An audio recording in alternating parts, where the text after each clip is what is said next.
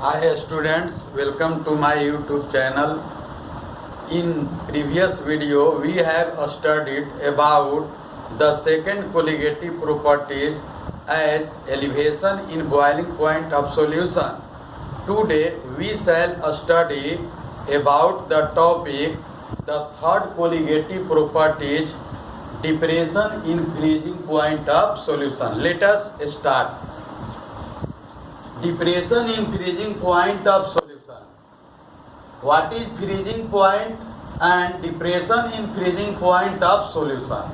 तो पहले हम लोग ये समझते हैं कि फ्रीजिंग पॉइंट किसको कहेंगे और तब हम लोग depression in freezing point of solution समझेंगे। डिप्रेशन का मीनिंग होता है कमी, घटना, ठीक है, हरास होना। फ्रीजिंग पॉइंट किसको कहते हैं? कहता है फ्रीजिंग पॉइंट का डेफिनेशन पहले जानते हैं। Freezing point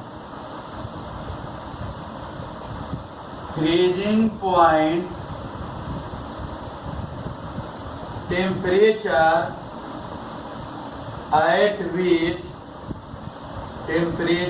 at which the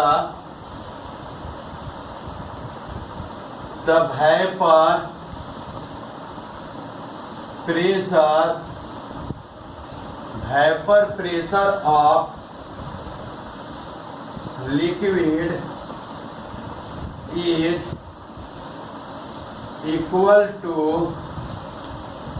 solid state is known as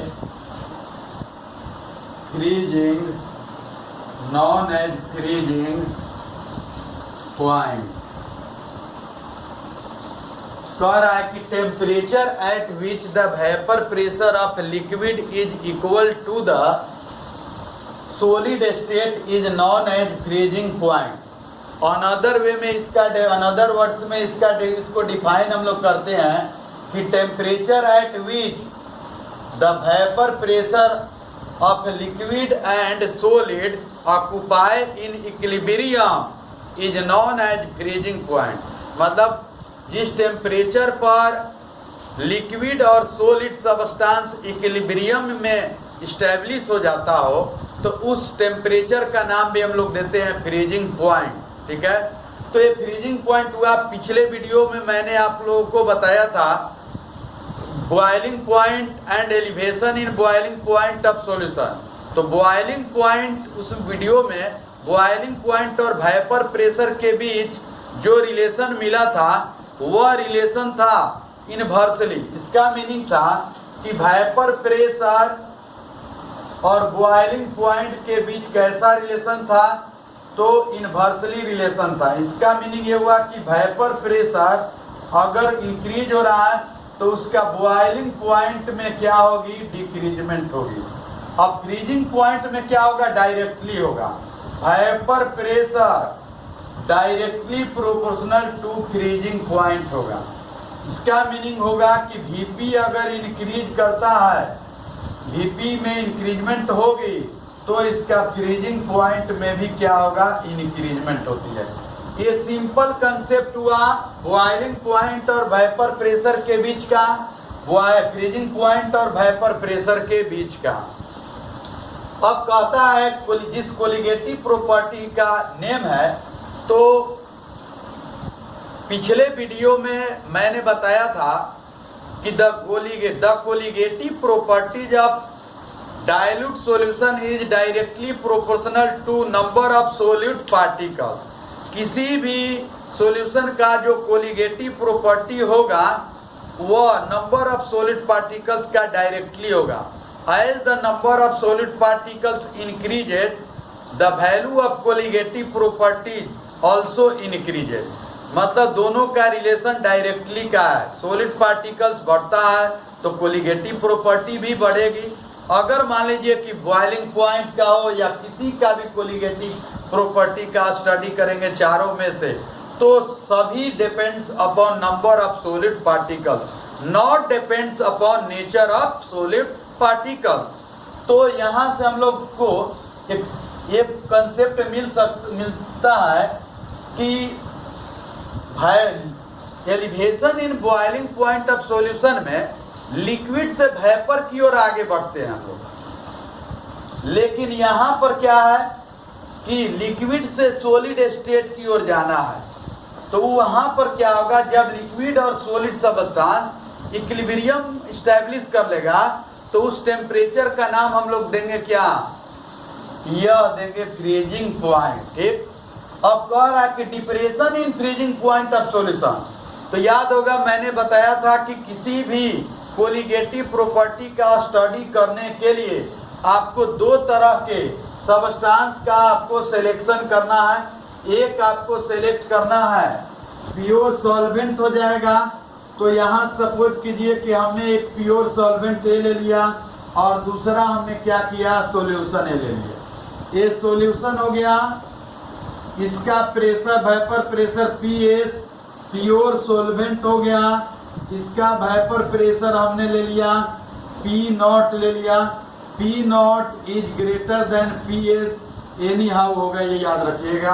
अब यहाँ से इसमें हो गया pure solvent, less number of solid particles इसमें बनेगा, इसमें more number of vapour molecules are produced because higher the collision rate in pure solvent or lesser the collision rate in solution। तो इस सॉल्यूशन में less number of vapour molecules बनेगा, बना दीजिए इस तरह का, और ये इक्विलिब्रियम स्टेब्लिश करते रहता है, फिजिकल इक्विलिब्रियम याद रखिएगा, पिछले वीडियो में मैंने बताया है। अब यहाँ पर लेस नंबर, यही सब वेपर प्रेशर डेवलप किया। तो यहाँ पर आपको सिंपल एक कंसेप्ट क्या मिला कि P0 is greater than PS। तो अभी जस्ट वेपर प्रेशर और फ्रीजिंग पॉइंट के बीच जो रिलेशन मिला वह कैसा रिलेशन मिल रहा है, तो वह रिलेशन मिल रहा है डायरेक्टली। इसका मीनिंग होगा कि अगर वेपर प्रेशर का वैल्यू किसका अधिक है तो सॉल्यूशन का अधिक है, कि प्योर सॉल्वेंट का, तो प्योर सॉल्वेंट का वेपर प्रेशर अधिक और सॉल्यूशन का कम है। तो हम लोग कह सकते हैं कि PS तो इसका फ्रीजिंग पॉइंट जब भी होगा तो फ्रीजिंग पॉइंट इसका कम होगा। ठीक, क्योंकि इसका वेपर प्रेशर भी क्या है, कम है सॉल्यूशन के लिए। ये हो गया आपको सॉल्यूशन। ठीक, अब ये आ गया आपको प्योर सॉल्वेंट।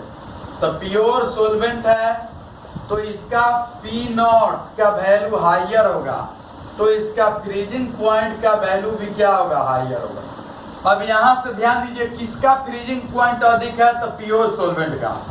तो डिप्रेशन हो रहा है, कमी किसके फ्रीजिंग पॉइंट में कमी हो रहा है, तो सॉल्वेंट के फ्रीजिंग पॉइंट में कमी हो रहा है या सॉल्यूशन के। तो इसका नाम देंगे सॉल्वेंट के फ्रीजिंग पॉइंट से सॉल्यूशन का फ्रीजिंग पॉइंट कम हुआ, तो that difference in freezing point of pure solvent to the freezing point of solution is known as freezing depression in freezing point of solution. तो यहां से हम लोग डेफिनेशन लिख सकते हैं, the difference in freezing point of pure solvent to the freezing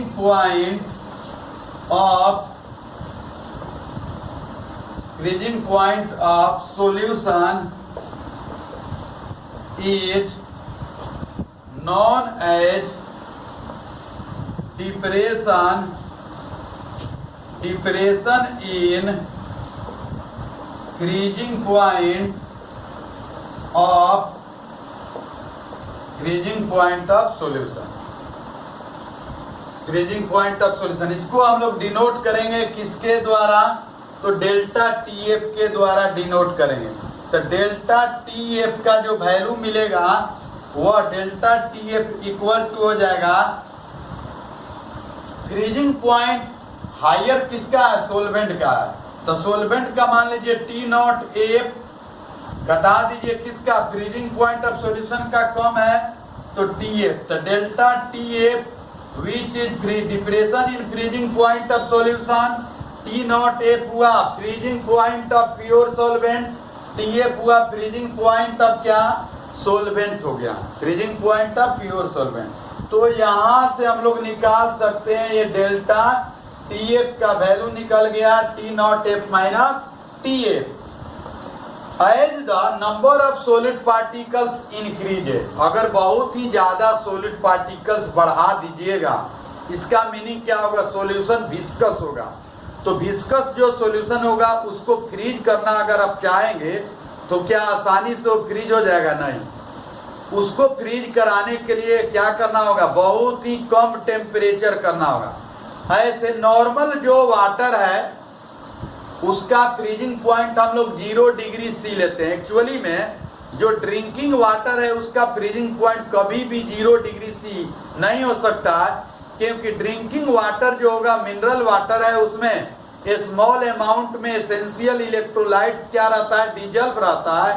तो इसके आधार पर हम लोग कह सकते हैं कि उसका फ्रीजिंग पॉइंट कभी भी नेवर भी इक्वल टू 0 होगा।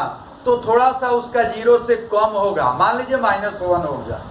लेकिन अगर मान लीजिए सलाइन वाटर या जितना भी अगर आप चाहते हैं उसमें सॉलिड पार्टिकल्स बढ़ाते जाइएगा तो उसका फ्रीजिंग पॉइंट उतना ही क्या होगा कि माइनस में जाएगा, कम होते जाएगा।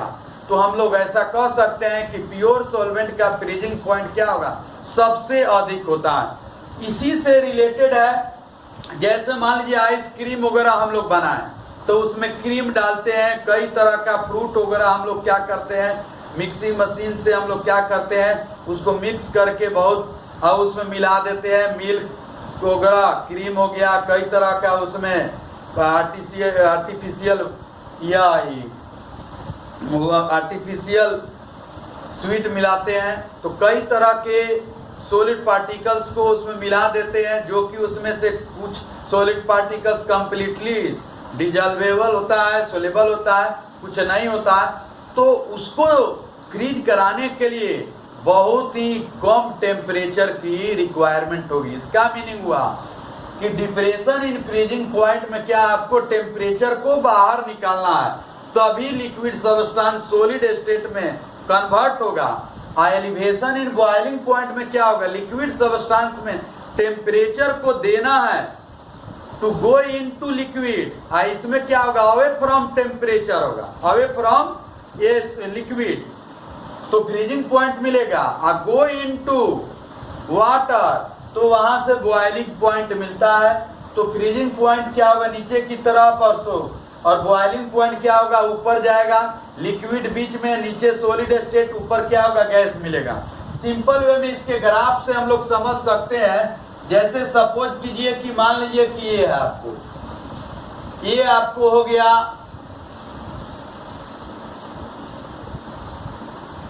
प्योर सोलवेंट हो गया, प्योर सोलवेंट। ये आपको हो गया सॉल्यूशन फर्स्ट हो गया, ये आपको हो गया सॉल्यूशन ये सेकंड हो गया। किसका वेपर प्रेशर अधिक है, तो इसका वेपर प्रेशर, तो इसका फ्रीजिंग पॉइंट ज्यादा होगा। सिंपल में सॉल्यूशन सेकंड है तो इसका क्या होगा कि फ्रीजिंग पॉइंट जो होगा वो इससे भी कम होगा। तो कम स्वाभाविक है कि कम होगा, क्यों कम, कहने का सेंस है कि ये 1 डिग्री सी पर अगर मान लीजिए कि 0 डिग्री सी पर ये आपको फ्रीजेज हो रहा, ये 0 पर नहीं हो गए, -1 डिग्री सी पर सपोज कीजिए, ये आपको हो जाएगा -3 डिग्री सी पर ये क्या होगा, फ्रीजेज होगा। तो जिसका वेपर प्रेशर कम हो रहा है उसका फ्रीजिंग पॉइंट भी क्या मिल रहा है, कम, क्योंकि सबको कहाँ पहुंचना है, सॉलिड स्टेट। इसको क्या करना है, यहाँ 0 डिग्री सी है तो ये इसको हम लोग यहाँ पहुंचाएंगे, तो इससे पहले ही ये क्या हो जाएगा, आसानी से सॉलिडिफाई हो जाता है। तो प्योर वाटर से आइस में कन्वर्ट करना होगा तो बहुत अधिक लो टेम्परेचर की रिक्वायरमेंट नहीं होगी। इसी कारण वाटर जो है 3 स्टेट में एग्जिस्ट करता है, सॉलिड में भी, लिक्विड और गैस। सॉलिड हो गया आइस, वाटर और वेपर के फॉर्म में एग्जिस्ट करता है। तो सिंपल वे में इसको हम लोग ऐसा कह सकते हैं। हाँ, इसीलिए क्या होता है कि अगर मान लीजिए कोल्ड क्लाइमेट कंट्री होता है तो वहां पर क्या होता है कि क्लाइमेट का टेम्परेचर बहुत ही कम जब होता है तो आसानी से जो ऑटो में जो व्हीकल है उसमें या ऑटो जो है उसमें जो हम लोग डालते हैं एंटी फ्रीजिंग एजेंट का यूज करते हैं हम लोग, तो उसमें जो रेडिएटर चेंबर होता है उसमें वाटर आता है, इंजन को क्या करता है कि कूलेंट का काम करता है, ठंडक प्रदान करता है। लेकिन जैसे ही उस क्लाइमेट वाले एरिया में हम लोग ड्राइव करते हुए पहुंचते हैं तो पता चलेगा कि वह रेडिएटर चेंबर क्या हुआ, उसमें जो वाटर रखा हुआ आसानी से वह क्या होगा कि उसका वाटर क्या हो जाता है कि वह फ्रीजेज हो जाएगा और वह रेडिएटर चेंबर क्या होगा, ब्रस्ट हो जाता है। इस रेडिएटर चेंबर को ब्रस्ट होने से बचाने के लिए हम लोग एंटी फ्रीजिंग एजेंट का यूज करते हैं। इसका मीनिंग ये समझ लीजिए कि किसी भी सॉलिड पार्टिकल्स को अगर आप बढ़ाते जाएंगे तो उसका फ्रीजिंग पॉइंट क्या होगा, कम होते जाएगा। अब इसी से रिलेटेड क्या है कि एक ग्राफ मिलता है और रॉल्स लॉ हम लोग स्टडी करते हैं तो क्या कहता है रॉल्स लॉ, रॉल्स क्या किए, कई तरह के सॉलिड पार्टिकल्स को प्योर सोलवेंट वाटर में ऐड कर दिए। ऐड करने के बाद उनके द्वारा यह ऑब्जर्व किया गया कि depression in freezing point of solution and molality of solution both are related with each other, दोनों एक दूसरे से क्या है, रिलेटेड है। तो उसके आधार पर यह रॉल्स लॉ प्रपोज किया गया। तो रॉल्स लॉ क्या कहता है इसके बारे में हम लोग समझते हैं।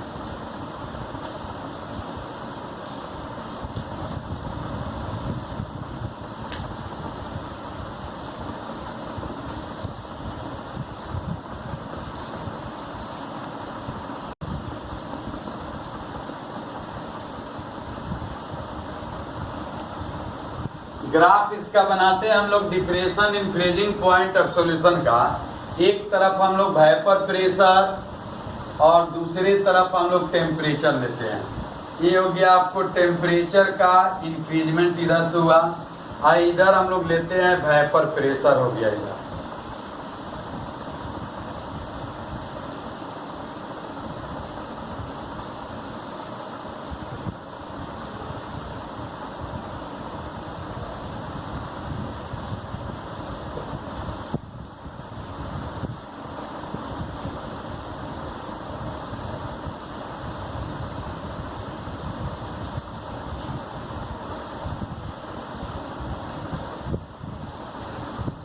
प्योर सोलवेंट, ये आपको हो गया प्योर सोलवेंट, ये हो गया आपको सॉल्यूशन फर्स्ट हो गया, यह हो गया आपको सॉल्यूशन सेकेंड हो गया। प्योर सोलवेंट जब भी ये होगा तो यहाँ से प्योर सोलवेंट ही आएगा। इसका हो गया आपको फ्रीजिंग पॉइंट हुआ, ये हो गया आपको सॉल्यूशन फर्स्ट का, ये हो गया सॉल्यूशन सेकेंड का, एंड सोन और भी आगे आप ले सकते हैं। इसका पॉइंट डाल दीजिए ए, इसको पॉइंट का नाम दे दीजिए बी, या सी हो गया। इसका मीनिंग हुआ कि प्योर सोलवेंट का यहाँ देखिए इसको अगर कनेक्ट करते हैं तो वेपर प्रेशर अधिक होगा, सॉल्यूशन का वेपर प्रेशर क्या होगा, थोड़ा सा कम होगा। ये सॉल्यूशन सेकंड का और वेपर प्रेशर कम होगा। तो वेपर प्रेशर और फ्रीजिंग पॉइंट के बीच कैसा रिलेशन मिल रहा है, तो डायरेक्टली रिलेशन मिल रहा है। तो हम लोग कह सकते हैं कि प्योर सोलवेंट का जो फ्रीजिंग होगा वह पॉइंट ए से स्टार्ट होगा और सॉल्यूशन फर्स्ट का जो फ्रीजिंग पॉइंट स्टार्ट होगा यह बी पॉइंट से शुरू होगा फ्रीजेज होना। प्योर सोलवेंट का फ्रीजेज होगा ए पॉइंट से और इसका फ्रीजेज होगा बी पॉइंट से, या सॉल्यूशन सेकंड जो होगा सी पॉइंट से फ्रीजेज होना शुरू होगा। इसका मीनिंग होगा कि हम लोग कह सकते हैं कि यहाँ से क्या होगा, सोलिडिफाई होना शुरू होगा। यह आपको क्या होगा, यहाँ से सोलिडिफाई होगा, आपको ये यहाँ से स्टार्ट हो जाएगा इस तरह का। तो हम लोग कह सकते हैं कि इसको अब मिलाते हैं तो यह प्योर सोलवेंट का है और यह सॉल्यूशन का है। तो इसको अगर हम लोग मिला देते हैं तो यहाँ से जो वैल्यू मिलेगा यह हो गया किसका, pure solvent T naught F हो गया और टी नॉट एफ इसका हो गया और यह हो गया आपको टी एफ हो गया। इसका अधिक फ्रीजिंग पॉइंट है प्योर सॉल्वेंट का, इसका सबसे कम है। तो यहां से वैल्यू आपको मिलेगा डेल्टा TF का वैल्यू ये आ गया। तो इसको हम लोग कहेंगे depression in freezing point of solution. तो डेल्टा TF इक्वल टू आपको मिलेगा क्या, TF not F minus TF, ठीक है। तो यहां से हम लोग कह सकते हैं कि T नॉट F जो है फ्रीजिंग पॉइंट ऑफ किसका, प्योर सॉल्वेंट है, प्योर सॉल्वेंट, और TF equal to freezing point of solution हो गया।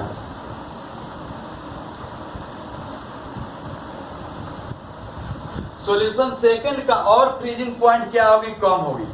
तो सॉल्यूशन अगर बहुत ही विस्कस होगा, गाढ़ा होगा, तो उसको फ्रीज कराने में क्या होगी, काफी या लो टेम्परेचर की रिक्वायरमेंट होगी।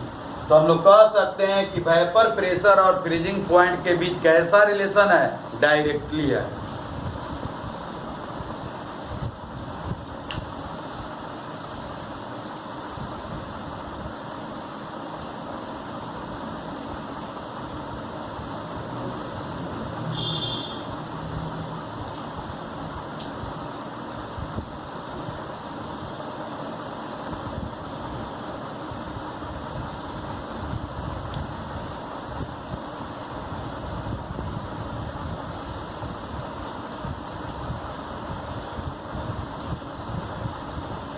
तो ये ग्राफ हो गया depression in freezing point of solution का, एक ग्राफ हो गया, ग्राफ ऑफ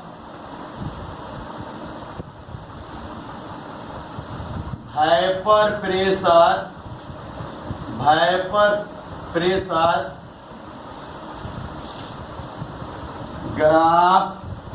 ग्राफ समझ लीजिए, ग्राफ हो गया। अब हम लोग रॉल्स लॉ के बारे में स्टडी करते हैं। तो रॉल्स लॉ कहता है कि किसी भी depression in freezing of point of solution वो डायरेक्टली प्रोपोर्शनल टू होगा मोलालिटी ऑफ सॉल्यूशन होगा। तो मोलालिटी ऑफ सॉल्यूशन का डायरेक्टली तो हम लोग यहां से लिख सकते हैं, the depression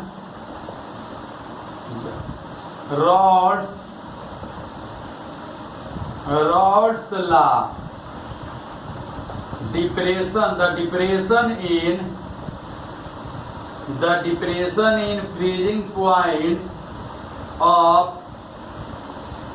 solution is directly proportional to molality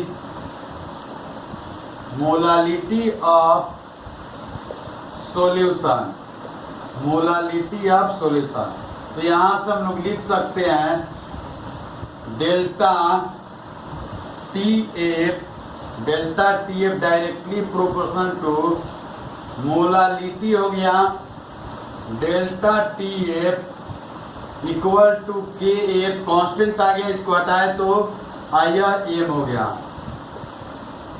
if M का वैल्यू अगर 1 हो, मतलब if molality of any solution is 1, then क्या मिलेगा आपको, delta TF equal to KF, इसमें कोई डिफरेंस नहीं होगा। तो KF को हम लोग कहते हैं मोलर डिप्रेशन कांस्टेंट या molar depression freezing point constant हम लोग कहते हैं। KF equal to molar depression constant. Molar depression constant को हम लोग डिफाइन कैसे करते हैं, कहता है कि when 1 mole of solute is added in 1 kg of solvent to decrease the freezing point of solution is known as molal depression constant, उसका नाम क्या देंगे? मोलल डिप्रेशन कांस्टेंट नाम देंगे।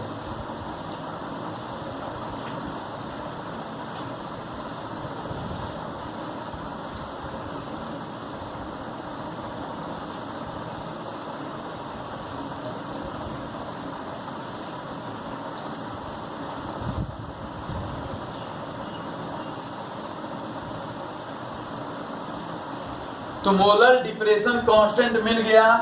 अब इसको हम लोग यहाँ से मोलेकुलर वेट ऑफ सॉल्यूट को भी हम लोग कैलकुलेट कर सकते हैं। एक ग्राफ हो गया, वेपर प्रेशर वर्सेस आपको क्या हुआ? फ्रीजिंग पॉइंट ऑफ सॉल्यूशन मिल गया। अब हम लोग इसको इस राउल्स लॉ के इक्वेशन को आगे हम लोग बढ़ाते हैं। कहता है delta T F equal to K F into M, molality को रख दीजिए, X multiply 1000 gram divided by molecular mass हो गया मल्टीप्लाई डब्ल्यू ग्राम में आ जाएगा। तो फाइनली यहां से आपको मोलेकुलर मास निकालना है। तो molecular mass of solute equal to लिख सकते हैं आप, क्रॉस मल्टीप्लाई कर दीजिए, KF multiply X multiply 1000 gram divided by delta T F multiply W gram में हो गया। यहां से हम लोग निकाल सकते हैं मोलेकुलर मास ऑफ सॉल्यूट निकाल सकते हैं। ठीक है, इसी से रिलेटेड आता है जैसे लैटेंट हीट ऑफ फ्यूजन होता है, तो लैटेंट ऑफ जैसे उसमें मिला था लैटेंट हीट ऑफ वेपोराइजेशन, तो उसके आधार पर भी हम लोग केबी का वैल्यू निकाले थे। यहाँ केएफ के वैल्यू को भी हम लोग मेजरमेंट कर सकते हैं। तो यहाँ से हम लोग उस वैल्यू को लिख सकते हैं,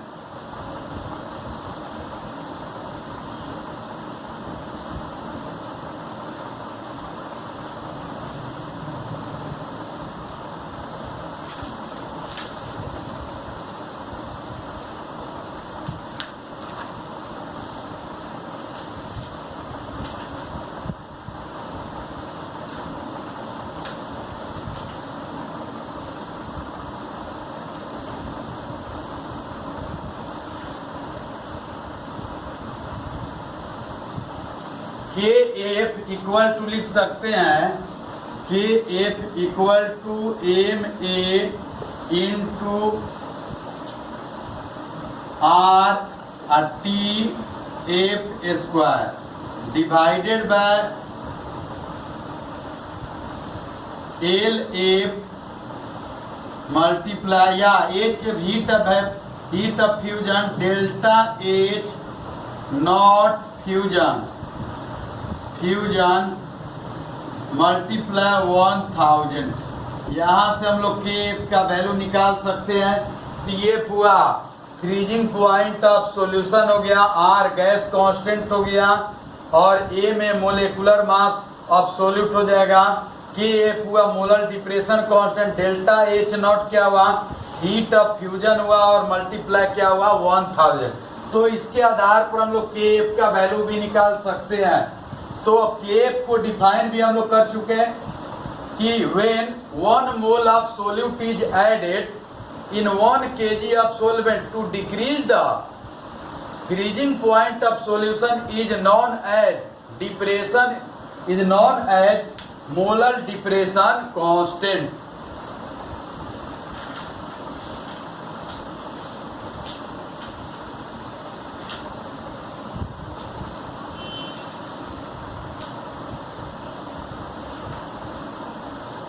मोलर डिप्रेशन कांस्टेंट हो गया। अब एक बात ये याद रखिएगा कि हमेशा किसी भी केएफ या केबी का वैल्यू जो है must be depends upon nature of solvent पर डिपेंड करता है। यहाँ से जो एम ए का वैल्यू है वे लिख सकते हैं, where M A equal to molecular mass हो गया, R equal to gas constant हुआ, पी एफ हुआ F P freezing point of solution हो गया, डेल्टा एच नॉट फ्यूजन, ये हो गया हीट ऑफ फ्यूजन या इंथैल्पी ऑफ फ्यूजन, इसको स्टैंडर्ड भी नाम दिया जाता है। तो यहाँ से आपको ये वैल्यू मिल गया, तो इसको हम लोग कहते हैं थर्ड कोलिगेटिव प्रॉपर्टी हुआ depression in freezing point of solution. एक एक्टिविटी है, इसको ध्यान समझिएगा कि 1 मोल सॉल्यूट को ऐड करना है। कितने मोल सॉल्यूट को? 1 मोल। अगर आप सोच रहे हैं कि उसमें आधा मोल 1 केजी सोलवेंट होगा तो ठीक है, उसके फ्रीजिंग पॉइंट में तो कमी होगी, तो उस कंडीशन में उसका वैल्यू केएफ नहीं कहलाएगा। एक मस्ट बी रिक्वायर्ड होना चाहिए कंडीशन, 2 कंडीशन है कि सोल्यूट का नंबर ऑफ मोल्स होना चाहिए कितना? 1, और सोलवेंट का कितना होना चाहिए? 1 केजी अमाउंट होना चाहिए। तो इसको हम लोग कह सकते हैं कि केएफ का वैल्यू वहां हम लोग मेजरमेंट कर सकते हैं। तो ये है थर्ड कोलिगेटिव प्रॉपर्टी है depression in freezing point of solution. ठीक है, इस आधार पर मोलेकुलर मास भी निकाल सकते हैं, इसके आधार पर भी निकाल सकते हैं, और इसके आधार पर हम लोग केएफ भी निकाल सकते हैं। इस अगर एंथैल्पी ऑफ फ्यूजन दिया हुआ रहेगा तब गैस कांस्टेंट तो फिक्स है वैल्यू है, या इसका वैल्यू हम लोग एसआई में सीजीएस में याद रखिएगा, इसको पुट करके हम लोग न्यूमेरिकल को क्या कर सकते हैं? सोल्व कर सकते हैं। ठीक है, tomorrow onwards we shall study the next topic, the 4th colligative properties as osmotic pressure, and also study antifreeze solution. Please subscribe my video and like it.